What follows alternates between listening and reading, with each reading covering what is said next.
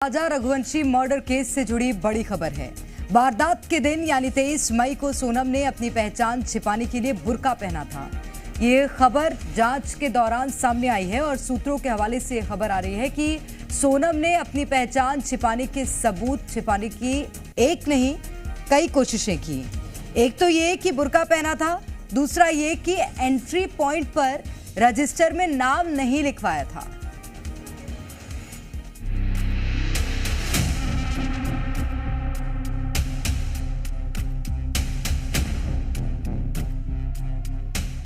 इंदौर की रहने वाली सोनम रघुवंशी पर अपने बॉयफ्रेंड के प्यार का ऐसा जुनून सवार था कि वो हर हाल में राजा को मारना चाहती थी।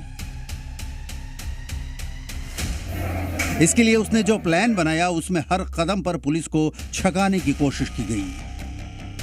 हर कदम पर एक नया खेल रचा और चक्रव्यूह बनाने की नाकाम कोशिश की, लेकिन उसकी हर चाल और राज से अब एक एक कर पर्दा उठने लगा है।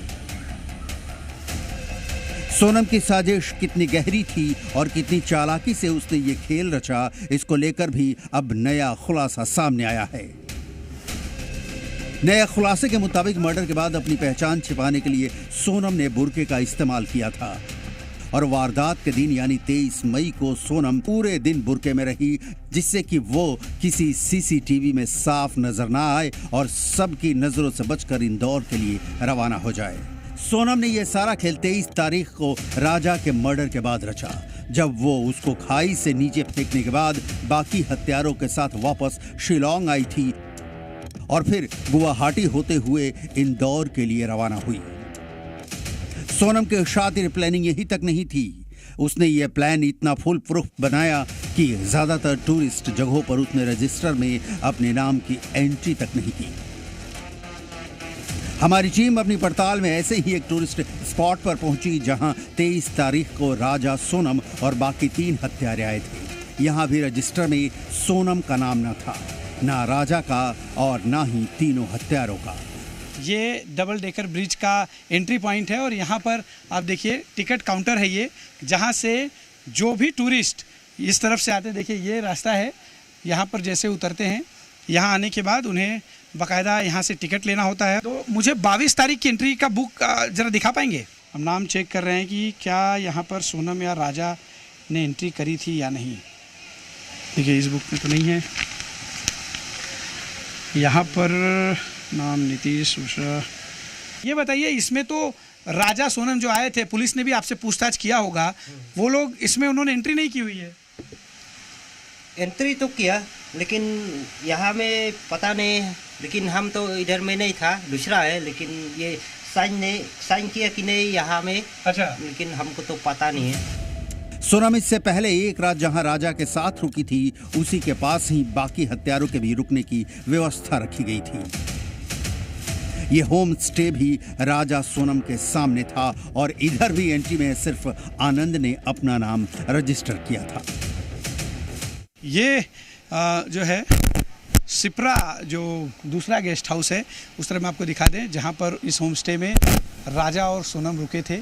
और ये पहली मंजिल पर हम खड़े हैं, जहाँ से राजा और सोनम की हर मूवमेंट पर इन तीनों ही व्यक्तियों की नज़र थी, इन तीनों ही आरोपियों की नज़र थी।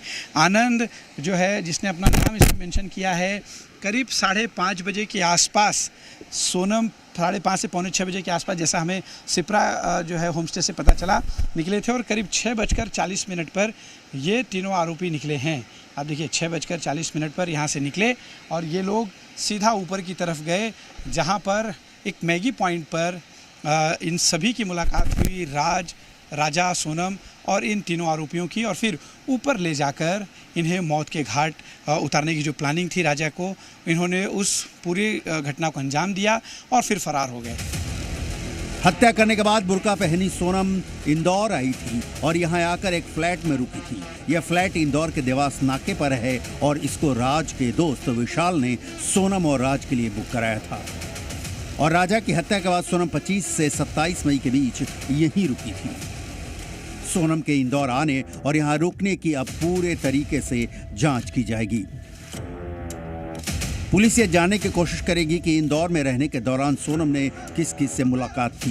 पुलिस को आशंका है कि सोनम कहीं अपने परिजनों से तो नहीं मिली, क्योंकि सोनम के घर के कारोबार को सोनम ऑपरेट करती थी।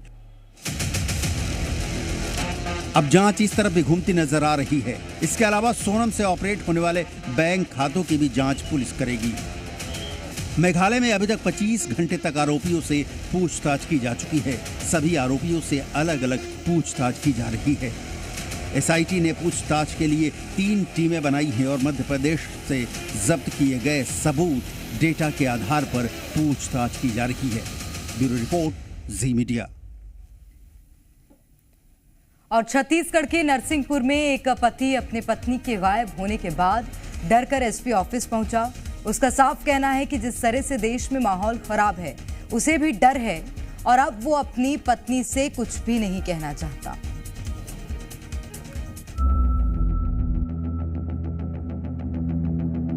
उसको जहाँ जाना है चले जाए। मेरे को भी डर लग रहा है सर। एक टीवी में चल रहा है सर कार्यक्रम, मेरा भी सर हो सकता है मर्डर, कोई भरोसा नहीं है सर। राजा हत्याकांड का खौफ आम लोगों की जिंदगी में भी पड़ने लगा है। छत्तीसगढ़ के नरसिंहपुर जिले के परसू ठाकुर जो इस खौफ से थाने पहुंचे हैं कि कहीं राजा की तरह उनका भी मर्डर ना हो जाए। उसको जहाँ जाना है चले जाए। मेरे को भी डर लग रहा है सर। एक टीवी में चल रहा है सर कार्यक्रम, और मतलब मेरा भी सर हो सकता है मर्डर, कोई भरोसा नहीं है सर। 1 महीने से लापता है सर। और क्या पता लगा कुछ संपर्क में हो? सर संपर्क में अब पता नहीं सर उसका क्या है। मेरे से बात भी नहीं हो पा रही उसकी। नरसिंहपुर के रहने वाले परसू ठाकुर का पत्नी पिछले 1 महीने से गायब है। परसू ठाकुर ने थाने पहुंचकर पत्नी की गुमशुदगी की रिपोर्ट लिखवाई है। एसपी संदीप भूड़िया को आवेदन देकर पत्नी की तलाश कराने की मांग की है। परसू का कहना है कि वो पत्नी को जबरदस्ती अपने साथ नहीं रखना चाहते। अगर पत्नी साथ नहीं रहना चाहती तो उन्हें कोई आपत्ति नहीं है। अभी एसपी ऑफिस आया सर। मैं 1 महीने से मेरी बीवी लापता है सर। उसका पता नहीं चल रहा है कहाँ नहीं है सर। और वो जहाँ भी है सर तो मेरे से मिल ले, आ जाए, मेरे से बात कर ले। उसको जहाँ जाना है चले जाए। मेरे को भी डर लग रहा है सर। एक टीवी में चल रहा है सर कार्यक्रम, और मतलब मेरा भी सर हो सकता है मर्डर, कोई भरोसा नहीं है सर। जैसा भी है मर्डर का ख्याल आपके मन में कहाँ से? सर अब जो चल रहा है टीवी में सर तो वो देखना पड़ा। तो मतलब चल रहा है 1 महीने से लापता है सर। और क्या पता लगा कुछ संपर्क में हो? सर संपर्क में अब पता नहीं सर उसका क्या है। मेरे से बात भी नहीं हो पा रही उसकी। परसू और रजनी का विवाह 2007 में सीएम कन्यादान योजना के तहत हुआ था। उनके 2 बेटे हैं। दोनों बच्चे वर्तमान में पिता के साथ रह रहे हैं। परसू ठाकुर की शिकायत पर पुलिस जांच की बात कह रही है। तो इनके पति द्वारा ये गुमशुदगी दर्ज कराई गई। इनके द्वारा बताया गया है कि जब महिला अपने मायका जो कि तेंदुखेड़ा में था तो वहाँ से चली गई है और जेवर वगैरह लेकर भी शायद गई है। तो उसमें दस्तावेजी के प्रयास जारी हैं और जो उन्होंने कुछ जानकारियां दी हैं उन बिंदुओं पर कार्रवाई जारी है। पत्नियों का बेरहम और खौफनाक रूप देख छोटे छोटे शहर कस्बों में असर देखा जा रहा है। एक के बाद एक दिल दहला देने वाली वारदातें खास तौर से पुरुष वर्ग में दहशत पैदा कर रही हैं।